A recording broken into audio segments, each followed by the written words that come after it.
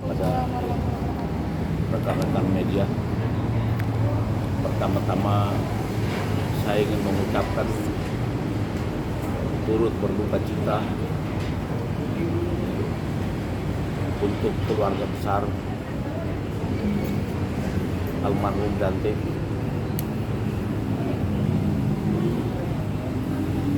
yang meninggal dunia tanggal 27 Januari 2024. Sekali lagi saya mengucapkan turut berduka cita atas nama keluarga Yuda Arfan.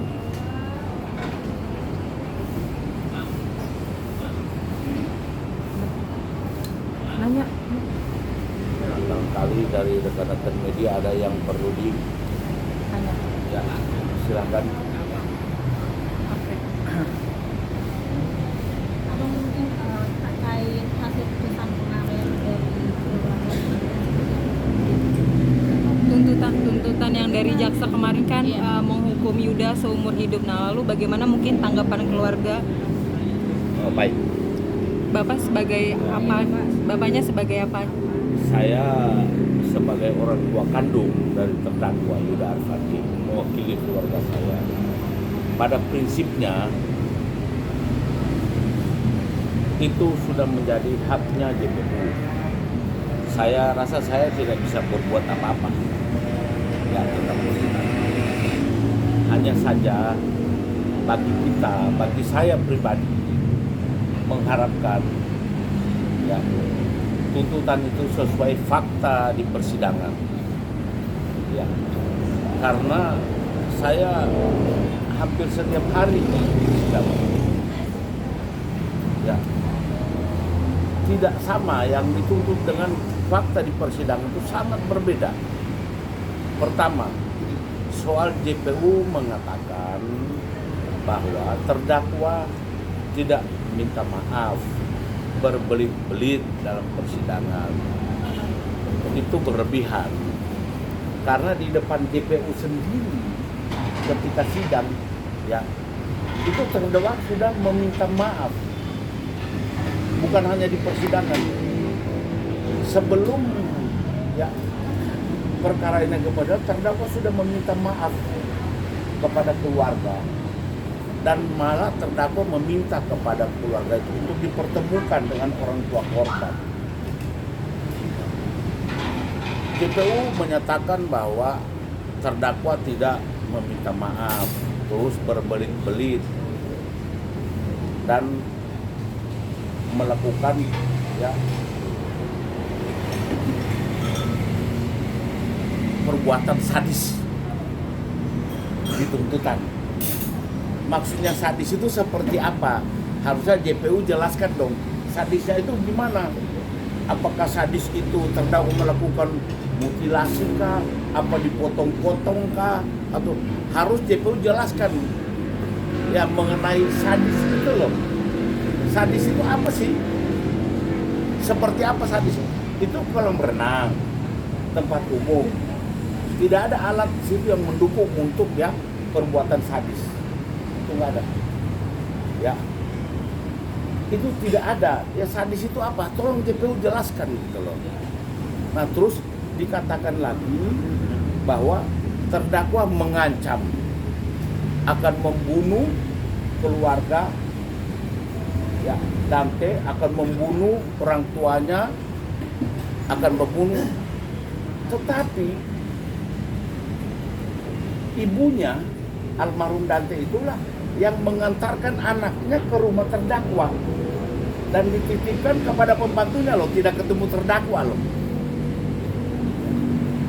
Secara logika, akal sehat, kalau kita diancam sama orang akan dibunuh, ya mosok kita ngasih anak kita kepada orang yang membunuh.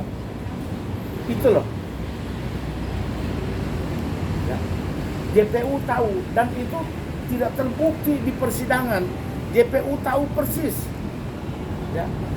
Tamara memberikan keterangan palsu mengenai diancam. Ingat loh ini.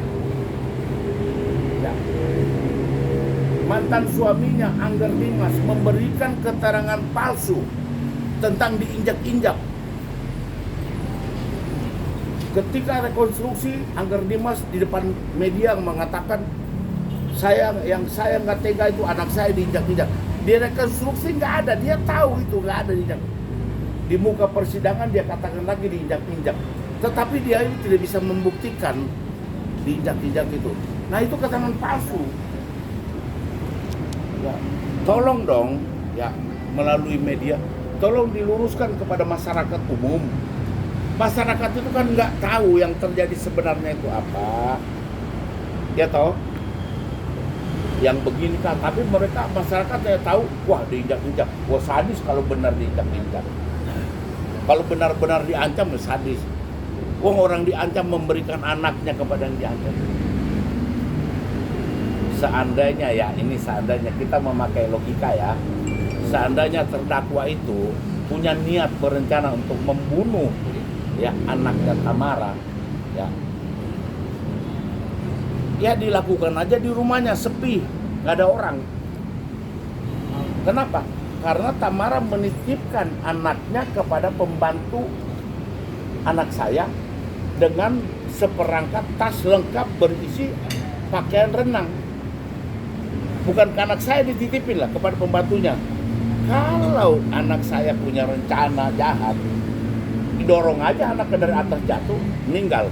Kalau ditanya dia bisa ngelak kok. Lah saya belum ketemu, saya belum melihat tante, orang saya nggak ada di rumah, bisa aja. Dan ini berenang ini sudah berulang-ulang kali loh. Kalau emang anak itu pernah diancam atau dia pernah disakiti oleh terdakwa, oleh siapa saja ya, saya kira umum ya, anak-anak ya, teman-teman media, namanya anak kecil, kalau dia nggak suka sama orang, apakah dia pernah disakiti atau di mana, dipegang tangannya saja pasti dia nepis. Tapi ini dia mau kok datang diantar ibunya, ya. Kalau emang ibunya itu benar, ya benar, ya. Janganlah anak saya dibawa berenang. Seharusnya dia tidak mengantar anaknya. Dia selesaikan aja dulu syutingnya. Selesai syuting, ambil anaknya, bawa ke Pondok Kelapa, baru bareng-bareng berenang. Oh ini titipin kok. Lengkap pakai renang. Nah sekarang anak saya, ya, saya kira tidak ada orang waras di dunia ini mau membunuh anak kecil di tempat umum, di depan CCTV, di kolam renang, di depan anaknya, anak kandungnya sendiri yang seumuran dengan almarhum Dante. Saya kira di dunia ini keadaan waras nggak akan mungkin. Jadi tolonglah, luruskanlah berita ini ya. Jangan membuat masyarakat bingung. Gimana sih yang sebenarnya terjadi? Nggak ada itu diinjak-injak, itu bohong. Nggak ada itu ancam-mengancam, itu dibuktikan di pengadilan. Untuk JPU ya, khusus untuk JPU saja itu sudah tidak mengindahkan 7 perintah Jaksa Agung, 7 perintah harian Jaksa Agung kepada jaksa di seluruh Indonesia agar menggunakan hati nurani, ya, menggunakan hati nurani dan akal sehat dalam melaksanakan tugas. Jadi sekali lagi saya, isu yang beredar bahwa anaknya diinjak-injak itu tidak ada. Di pengadilan, di fakta-fakta persidangan tidak ada. Isu mengancam tidak ada. Katanya terdakwa tidak menyesali perbuatannya, itu tidak ada. Di depan JPU. Jadi menurut saya loh, berlebihan. Tuntutan itu berlebihan. Ya. Berlebihan menurut saya. Tetapi apalah saya, apalah keluarga saya, apalah terdakwa, karena itu hak JPU untuk menuntut seberat-beratnya. Saya kira Masih ada pertanyaan yang lain? Kan selanjutnya akan ada pledoi atau pembelaan dari Yuda sendiri itu, apakah dia sudah menyiapkannya dan ngobrol ke keluarga soal yang akan disampaikannya di ruangan sidang mungkin Pak? Oh, terima kasih. Sekarang ini tim PH sedang menyiapkan pledoi pembelaan. Mudah-mudahan, ya, bagi saya hanya bisa memohon pertolongan Allah. Itu aja yang saya kerjakan tiap hari. Untuk memprotes itu tuntutan, saya tidak punya hak. Hanya saja sebagai orang tua saya anggap itu ya berlebihan. Soal pledoi tetap ya sekarang ini lagi disusun. Kita juga ingin dong ya anak kita dituntut ya kita membela lah ya. Kemarin saya baru sekali ngomong, saya dibilang marah-marah. Ya saya nggak pernah marah-marah ya, karena kadang-kadang ya Kak Marah sendiri kadang-kadang berbuat over. Anak saya jalan aja diteriakin sama dia, itu adiknya kejar. Lo apa? Mau dikejar apanya? Yang terdakwa abangnya bukan adiknya. Kadang dia memberikan berita kepada media dibolak-balik, keluarganya lah diteror segala macam. Nggak ada itu, nggak ada itu, sama sekali nggak ada. Boleh cek di pengadilan, nggak ada itu ya. Sepanjang saya hadir sebagai orang tua terdakwa, saya jamin itu tidak akan ada keributan. Itu saya jamin. Kalaupun ada itu dari keluarga saya, akan saya larang. Ya, akan saya larang. Gimana, masih ada lagi? Dari banyak ini, apa kira-kira yang ditanyain? Kayak mungkin tindakan nanti ke depannya bandingnya Begini deh. Ya. Terdakwa yang tidak lain anak saya, anak kandung saya, itu sebenarnya dia udah keberatan.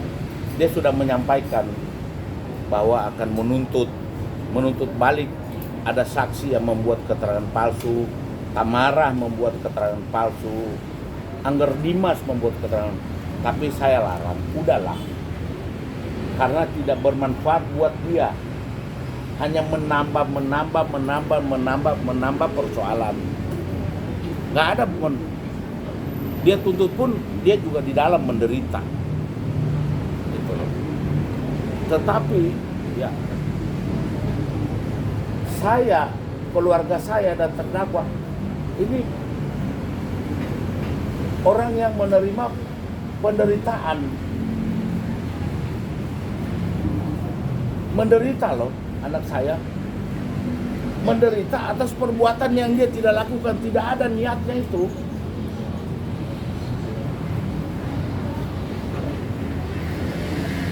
Dia menderita, saya pun menderita, anaknya menderita. Anak saya single parent loh. Dia menghidupi, membesarkan anaknya sendiri. Masa iya? Ya, masa iya dia nekat membuat anaknya sengsara dengan melakukan hal-hal yang tidak mungkin. Sementara dia juga ngerti hukum. Itu. Jadi saya pikir nggak ada itu. Ini berlebihan. Yang beredar di masyarakat tidak sesuai fakta di persidangan. Tolong diluruskan. Masyarakat kesian kata apa-apa. Mereka hanya mendengar sadis. Mereka hanya mendengar diinjak-injak. Ya wajar aja lah. Saya kira ibu mana sih kalau dengar anak diinjak-injak, pasti dia akan berkomentar yang tidak benar. Ya, saya memohon dari lubuk hati saya yang paling dalam, tolong diluruskan ya. Yang saya ucap ini, jangan dipelintir. Dan saya bertanggung jawab dengan omongan saya ini berhadapan dengan siapapun. Boleh dikonfrontir dengan Tamarah, dengan Angger. Saya pengen nanya sama mereka, di mana diinjak-injak? Coba tolong tunjukkan sama saya. Di mana ditendang? Itu, tunjukkanlah sama saya. Di mana ditendang? Jadi saya berbicara ini apa yang saya dengar, apa yang saya lihat, fakta di persidangan, Ya. Bahkan saya pernah ditegur RT. Nih ya, saya kasih tahu. Saya tidak mengenal yang namanya Tamara. Saya tidak mengenal yang namanya Dante. Saya tidak mengenal keluarganya Tamara. Tetapi setiap saya lewat di rumah anak saya selalu tanya, itu ada siapa di atas? Teman Fandi, Pak. Ya, saya terus ke rumah saya karena rumah saya itu berdekatan dengan rumah anak saya. Sekali waktu saya malahan setelah RT negor, Pak, siapa sih yang suka teriak-teriak di depan rumah Yuda? Waduh, maaf Bu RT, saya nggak tahu. Tetapi saya pernah lihat dengan mata saya, bukan kata orang ya. Saya lihat dengan mata kepala saya. Ketika itu saya pulang dari luar kota. Ada perempuan lari-lari, mabok, jalannya sempoyongan. Wah, saya lihat siapa itu. Kemudian ponakan saya panggil. Itu siapa? Teriak depan rumah Fandi. Sempoyongan. Itu Tamara, Om. Lagi mabok. Jam 2 malam. Ini orang benar apa bukan?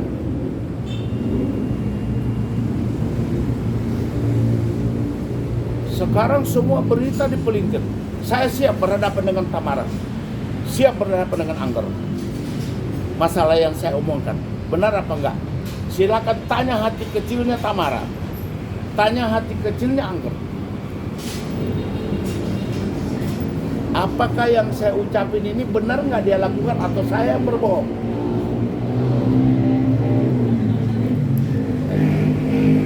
Tapi apa sih alasannya baru bicara sekarang gitu, Pak?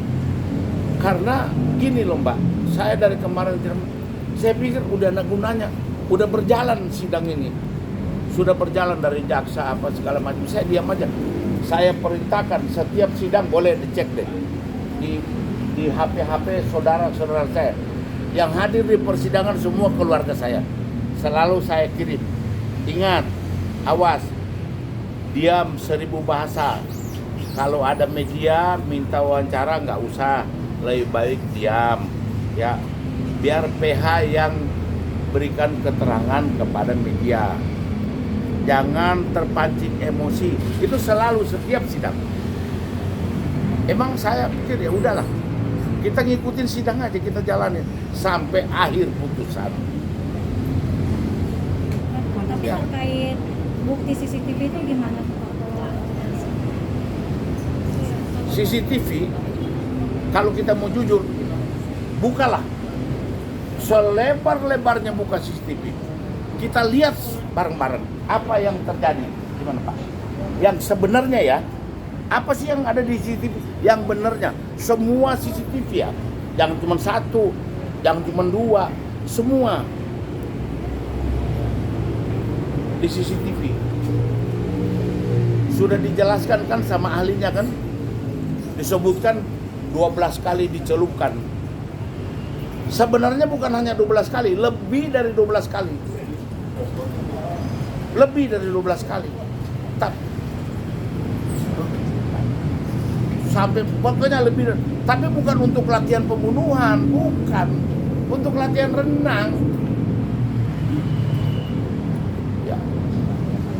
Latihan pernafasan dibilang Dante tenggelam. Kalau tenggelam, saya ini lahir di laut loh. Saya orang Sulawesi. Iya. Dikelilingi laut. Dikelilingi laut tempat saya lahir. Dan saya berenang bukan diajarkan, bisa sendiri. Kalau yang orang tenggelam, mati tenggelam, ada di tengah air. Ketika diangkat sudah meninggal. Tetapi di CCTV, Dante naik dulu ke atas. Kalau rekan-rekan wartawan nggak percaya, lihat aja. Kita tonton bareng-bareng lah, jangan sedih.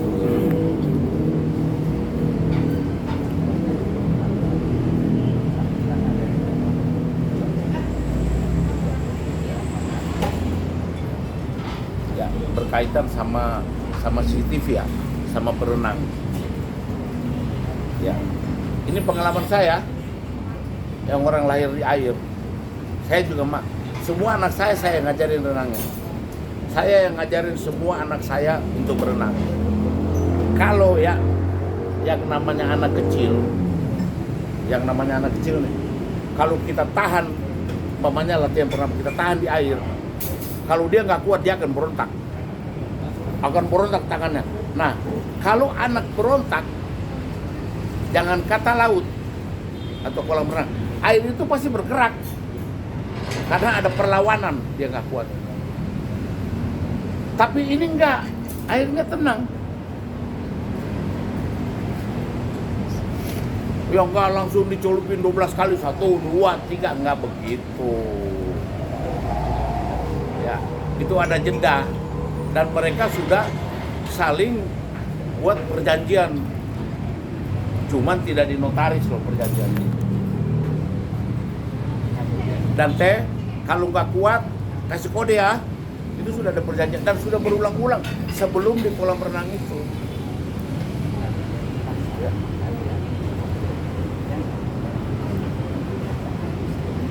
Kalau dia masih terus dipaksa, ya pasti namanya anak kecil nangis kok ini.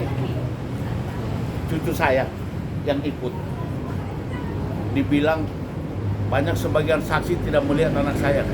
Anak saya berusaha ya menyelamatkan Dante itu ke rumah sakit. Ya, ini bukan omongan saya loh. Bukan omongan saya. Aula melihat, saksi melihat. Sampai dia lupa loh anak ada di kolam renang. Dia lupa. Saking panik dia kepengen Dante itu selamat. Dia bawa ke rumah sakit. Dia naik motor, mobil saya di belakang membawa Dante dan sopir saya. Dia membuka jalan. Si terdakwa membuka jalan agar cepat nyampe ke itu. Nah itu kan sudah dia perlihatkan itikat baiknya. Sampai dia lupa anaknya, dia lupa loh, sama sekali dia lupa. Yang ingat sopir, waduh, Maura di kolam renang, baru sopir yang jongkok itu, yang jemput. Udah nangis-nangis itu kolam renang, udah mulai gelap, sampai dia lupa.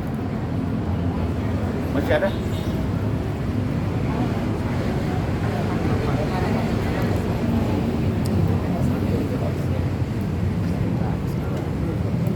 Mungkin harapannya buat vonis hakim gitu, atau ada yang mau disampaikan nantinya permintaan ke hakim gitu. Jadi begini, ya.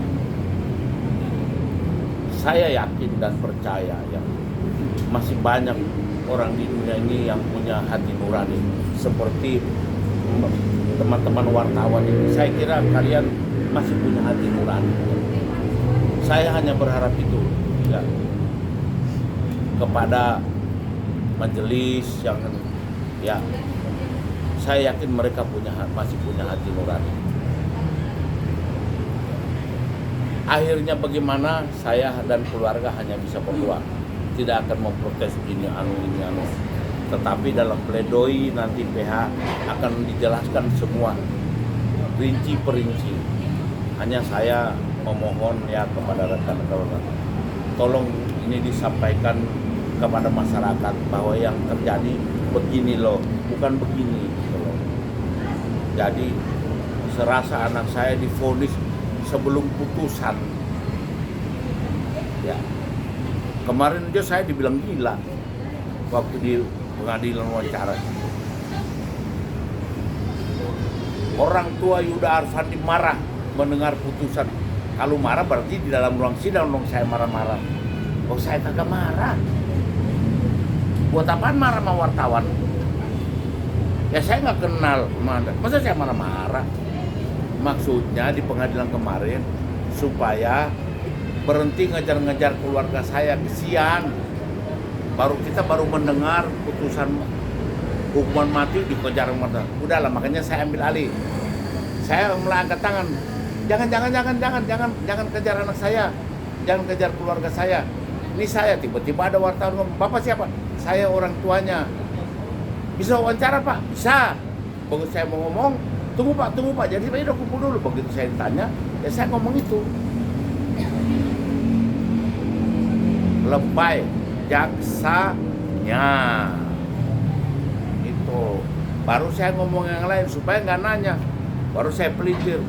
Nah, saya datang ke sini naik mobil ini, itu saya pelintir supaya banyak berhenti nanya. Saya dibilang gila.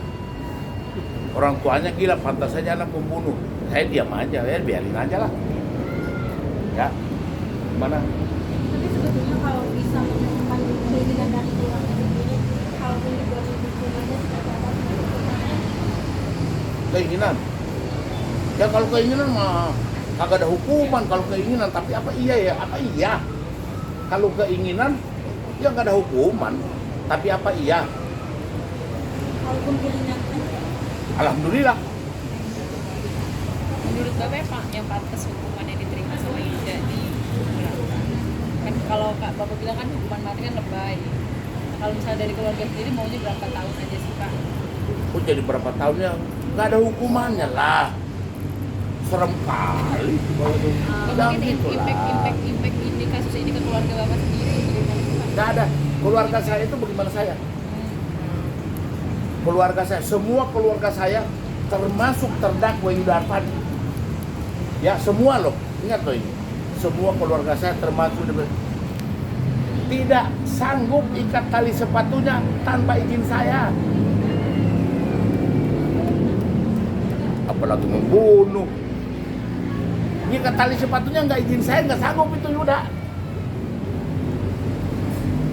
Termasuk ini anak saya di samping saya ini.